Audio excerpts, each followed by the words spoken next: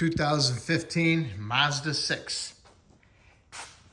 Driver's Seat Track. Electric. The outer seat track by the switches was not moving forward and backward, but the inner one was, okay? Has a motor that bolts up to the bottom here, and it has a little cable drive that goes into this section of the motor, and then it has another cable drive that goes into this seat track here and goes into this side of the motor. This one here, which is 2 inches long, broke off. Looks like that, okay? The replacement one is a solid stainless steel 1/8 inch square stock. Amazon. All right, so, like I said, got to remove the two 10mm nuts that hold this on there. There's two studs on the bottom here, okay?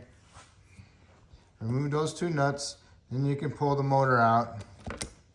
And depending upon which seat track is not working is the one you're gonna have to replace the cable on. Sometimes this one will break, sometimes that one will break. But this one broke on me. So I'm gonna replace that with the solid one, replacement one. All right, so once you get this motor out, you can pull the piece out of the seat track and then pull the piece out of the motor, all right? And once you do that, next thing you need to do is you need to make sure that your seats tracks are equal. So you need to measure from here to there. Write that down. Measure from here to there and write that down. This is the one that moves. This is the one that wasn't moving.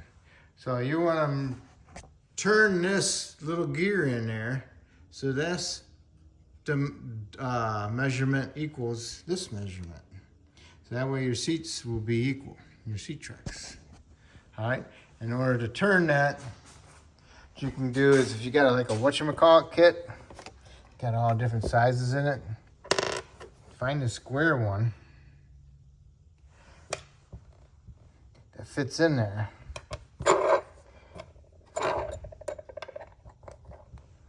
And put it on a driver and stick it in there and turn it. And when you stick it in there and you turn it forward or backward, then you're making sure that that little gear in there is not stripped off or binding and your seat track moves properly. If the seat track moves properly, then you can go ahead and replace the cable, okay? So here I am, I'm gonna put this in there and I'm gonna put my motor on it. And also I'm gonna put my inner seat track cable into the motor, and then I'm gonna put it on the studs and put my nuts on and tighten them up and then plug it in.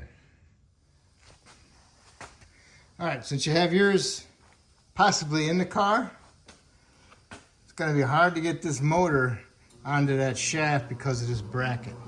So what you do is you unbolt this bracket. You got two 10s, 1, 2, and 1, 2, 10mm nuts.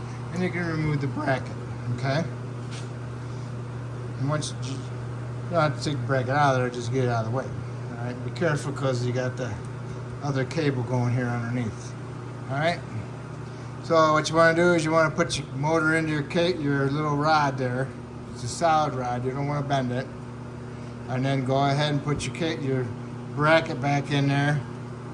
Get your bracket bolted back up, and all your 10s, 2, 4, 6. And then go ahead and plug your motor in, and then put your cable on the bottom to the inside. Push it in there, and then bend these little tabs back. I used a pair of channel locks that reach through there and bend the back while I'm holding the cable up. Okay? if you're having a hard time and you need to get the seat out,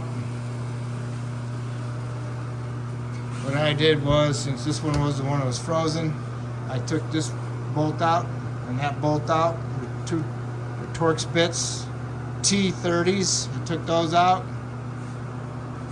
and I unbolted the track right here from this little bracket, the 210s, and I can remove this seat track out, and then I use the motor to go back and forth so I can take my inverted Torx bits out. And that was an A12. Okay? I'm going to remove my seat track bolts off the floor. If you wanted to unplug this, got a little tab in there you got to push in on, and then you can pull on the lever. I'll show you the lever. Okay, that's it. And right here is the little things you got to push in on at the same time so you can pull your lever up. Okay. Kind of hard to see, but yeah, that's the lever. All right. So I got mine back together. Hopefully you got yours back together. I'm gonna put mine back in the car. And before you put your seat where it's supposed to be, head the seat back, go down underneath and plug it in and squeeze it together and flip that little lever lock over. And then go ahead and pull your seat back up onto the tracks onto the mounting so you can get your bolts in there.